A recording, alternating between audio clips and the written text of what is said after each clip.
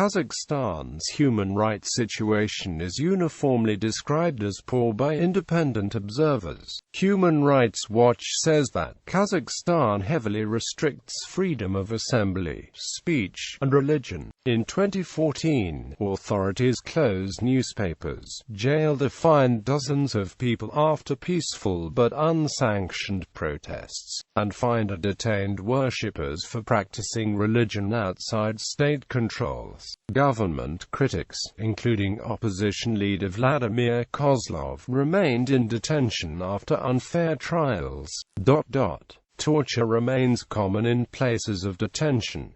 Kazakhstan's political structure concentrates power in the presidency. President Nursultan Nazarbayev has been the country's leader since 1989, when he was named first secretary of the Communist Party of the Kazakh SSR, and was elected the nation's first president following its independence from the Soviet Union in December 1991.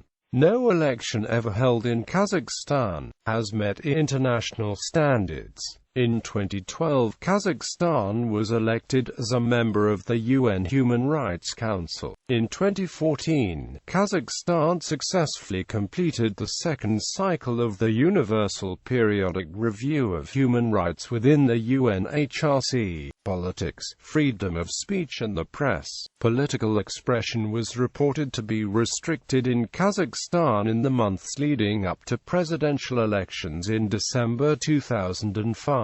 According to observers, including Human Rights Watch and Freedom House, Kazakh authorities reportedly attempted to restrict freedom of speech and shut down independent media and civil society groups. In September, the Vremya printing house unexpectedly cancelled contracts with 7 newspapers, with no explanation given. Likewise, other printing firms in Kazakhstan's former capital, Almaty, also refused to print the publications. After a week-long hunger strike by the editors of these papers, the Door publishing house agreed to publish 5 of the newspapers. Virtually all of Kazakhstan's broadcast media are owned by firms closely associated with the government. Newspapers are some of the few sources of independent reporting. Some outsider observers, including HRW, have noted increasing anxiety in the Kazakh government after recent democratic revolutions in former Soviet states including Georgia, Ukraine and Kyrgyzstan. Efforts to restrict dissent ahead of the 2nd of December 2005 elections may have indicated the government's attempt to prevent such transformation from occurring in Kazakhstan. Right to fair trial. According to a U.S. government report released in 2014, in Kazakhstan, the law does not adequately provide for an independent judiciary.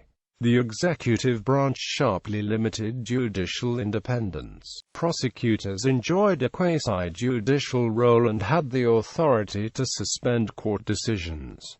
Corruption was evident at every stage of the judicial process. Although judges were among the most highly paid government employees, lawyers and human rights monitors alleged that judges, prosecutors, and other officials solicited bribes in exchange for favorable rulings in the majority of criminal cases.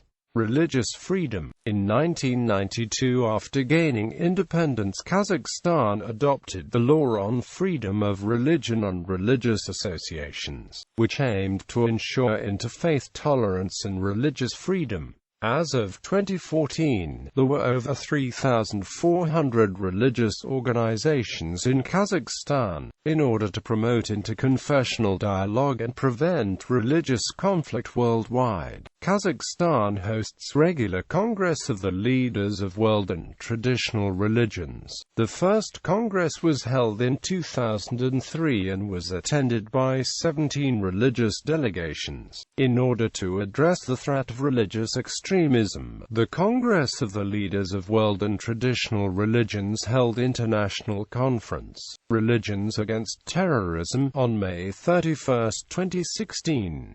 One day later the Congress held its 15th session in Astana.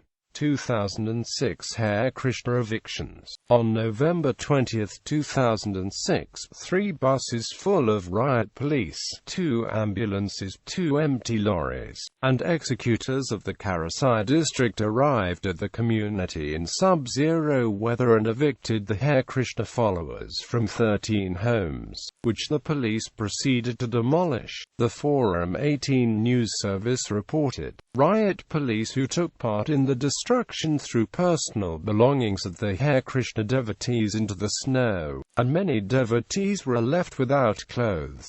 Power for lighting and heating systems had been cut off before the demolition began. Furniture and larger household belongings were loaded onto trucks. Officials said these possessions would be destroyed. 2 men who tried to prevent the bailiffs from entering a house to destroy it were seized by 15 police officers who twisted their hands and took them away to the police car. In response to these events, the Organization for Security and Cooperation in Europe issued a statement. It appears that state-sponsored action has been focused upon members of the Hare Krishna community in a manner that suggests they have been targeted on the basis of the religious affiliation. Kazakh officials claims that the evictions were legitimate, and that the properties had been acquired illegally. Human Rights Dialogue. In 2008, in line with its strategy for a new partnership with Central Asia, the European Union agreed with the Republic of Kazakhstan to establish an annual human rights dialogue, and its first round was held on 15 October 2008 in Astana. These dialogues constitute an essential part of the EU's overall strategy to promote respect for human rights and fundamental freedoms, sustainable development, peace and stability. On 12 November 2014, the European Union and Kazakhstan held the 6th round of the annual Human Rights Dialogue in Brussels. The Kazakh delegation was led by Mr. Yogan Merkel, First Deputy Prosecutor General, who was accompanied by Mr. Vyacheslav Kolyazny, Director of the National Center for Human Rights, and other senior officials.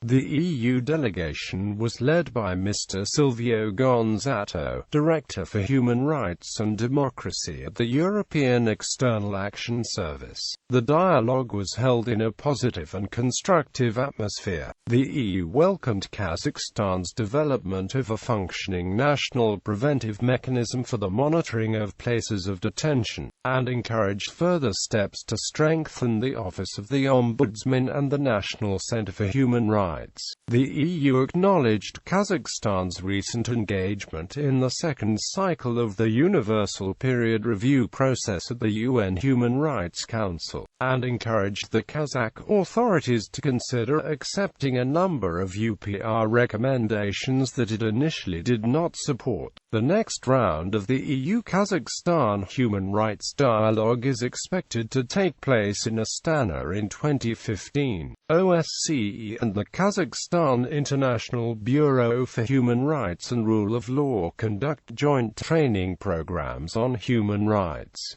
Rule of Law. Kazakhstan was ranked 65th in the Rule of Law Index 2015. The country climbed 6 positions up the rankings compared to the previous year. In 2015, Kazakhstan introduced amendments to the law on non-governmental organization activities. The law guarantees to NGOs free access to public, international and private financing, allowing them to actively participate in the social and political development of the country. Ethnic diversity. Kazakhstan supports coexistence of different cultures. The Assembly of People of Kazakhstan supports nearly 200 centers where children and adults can study 30 different languages. Jasnaya Polyana, founded in 1936 in North Kazakhstan, is known as home to a large Polish community.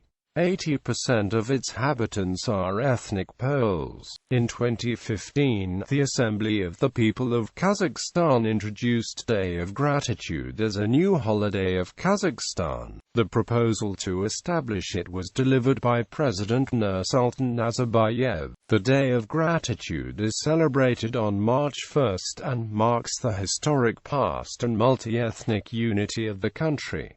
Children's rights. Kazakhstan's Human Rights Commissioner for Children's Rights and UNICEF representative for Kazakhstan adopted a statement of intentions on cooperation. The parties agreed to take necessary actions to develop an independent system of monitoring of ensuring children's rights in Kazakhstan.